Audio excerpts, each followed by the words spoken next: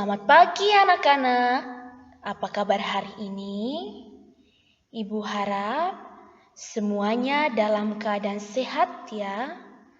Baiklah anak-anak, materi pembelajaran kita pada hari ini yaitu tentang pertumbuhan dan perkembangan pada manusia. Itu diambil dari KD 3.4 dan 4.4. Anak-anak, sekarang kita perhatikan bersama-sama tentang pertumbuhan dan perkembangan manusia.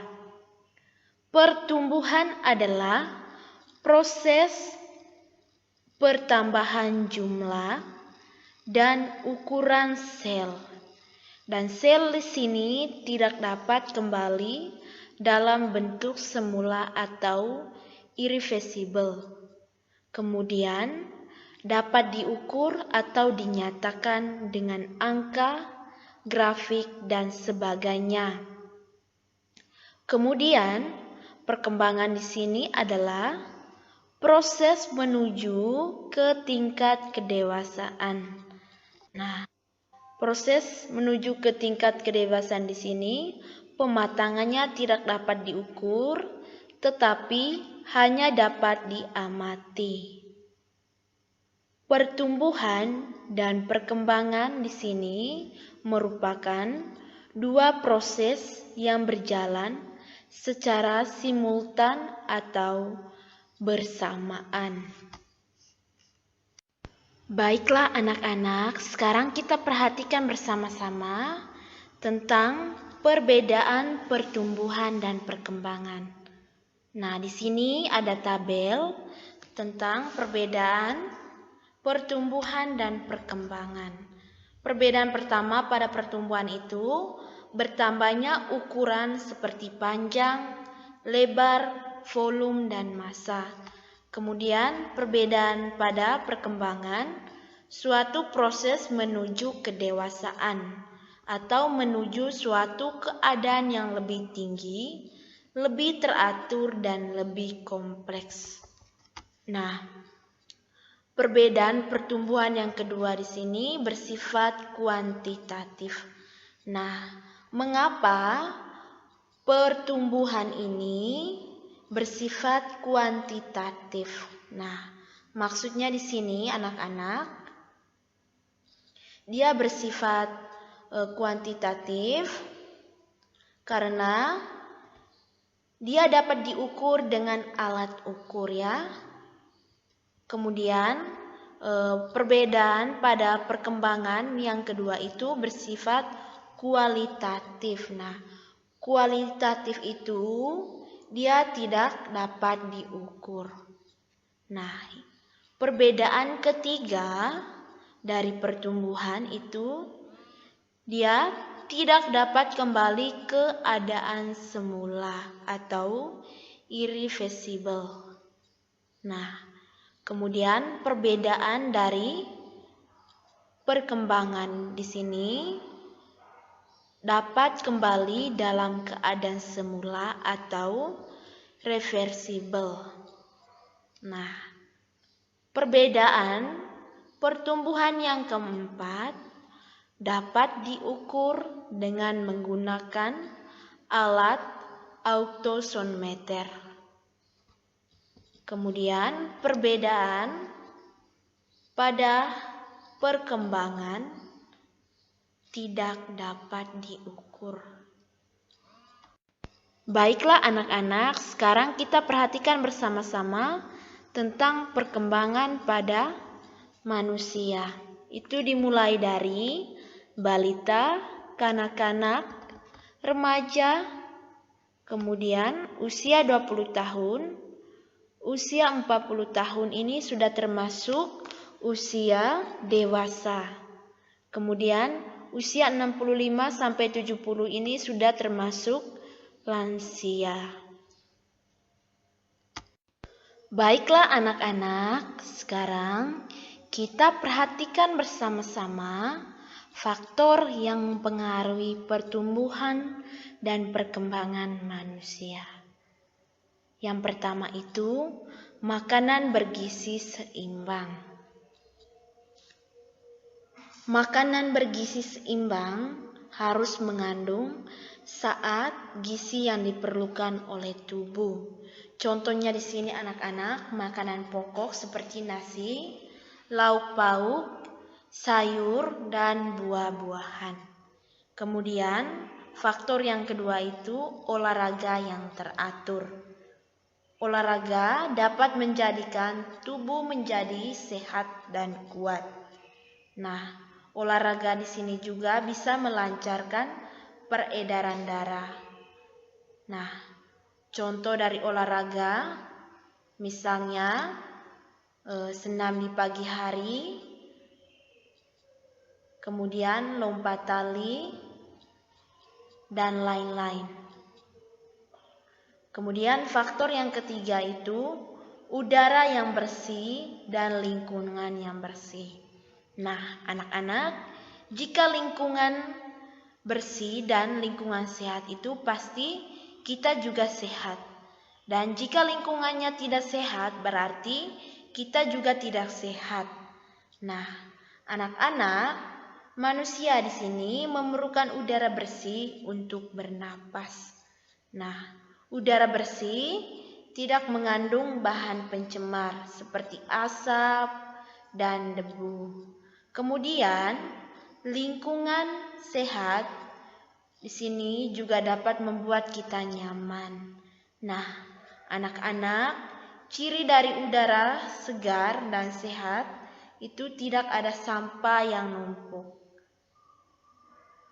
Kemudian ada faktor sinar matahari yang cukup. Nah, anak-anak, sinar matahari di sini dapat membantu tubuh menghasilkan vitamin D. Vitamin D di sini sangat baik untuk kesehatan tulang dan gigi. Nah, faktor yang berikutnya anak-anak, istirahat yang cukup. Nah, anak-anak pasti atau tubuh anak-anak itu membutuhkan istirahat yang cukup. Tubuh kita itu memerlukan istirahat agar sehat kembali untuk melakukan kegiatan atau aktivitas. Nah, anak-anak,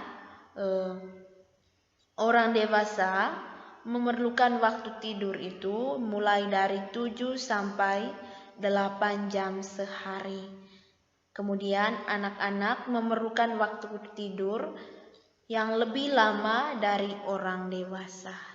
Jadi berbeda ya waktu jam tidur orang dewasa dan anak-anak. Pada penjelasan sebelumnya dijelaskan bahwa salah satu faktor yang menentukan pertumbuhan dan perkembangan manusia adalah berolahraga. Nah, anak-anak pasti dapat berolahraga dengan melakukan tarian. Nah, anak-anak, setiap tarian memiliki gerakan dengan ciri tersendiri. Ada gerakan yang lebih menarik dan ada pula yang membosankan. Jadi, gerakannya itu bervariasi. Nah, anak-anak perhatikan tentang gerak kuat dan gerak lemah dalam tari.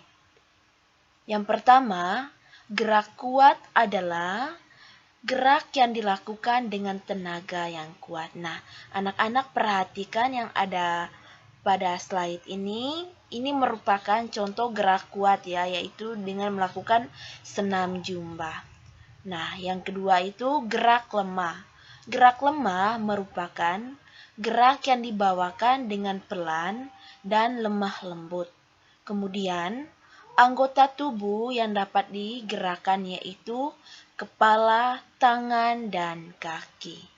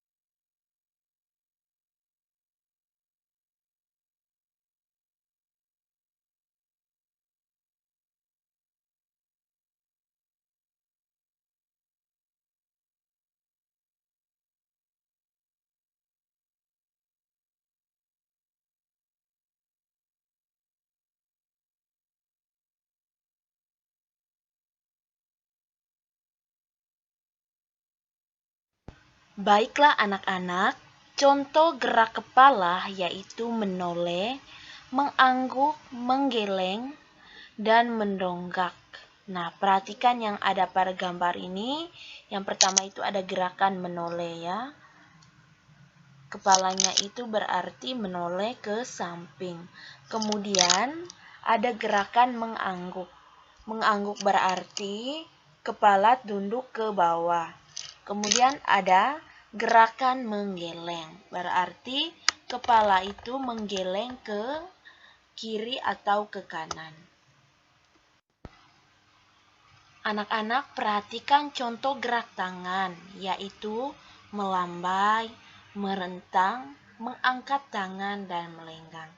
Nah, yang ada pada gambar yang pertama ini contoh gerakan melambai.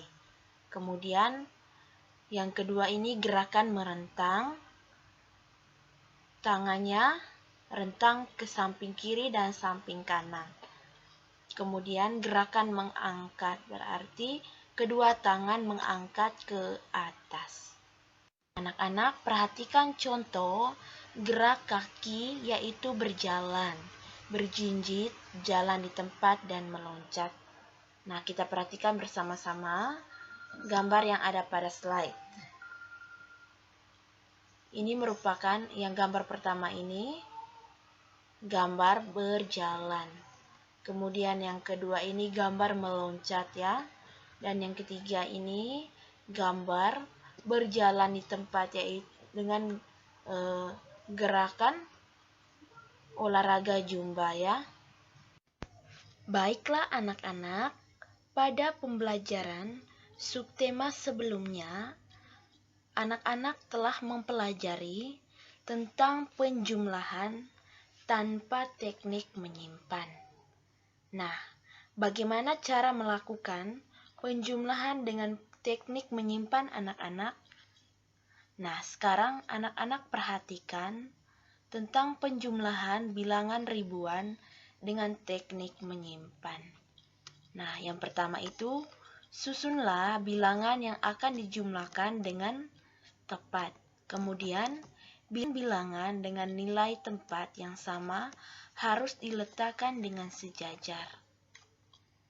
Perhatikan contoh berikut. Bilangan 2156 ditambah bilangan 1227 sama dengan titik-titik.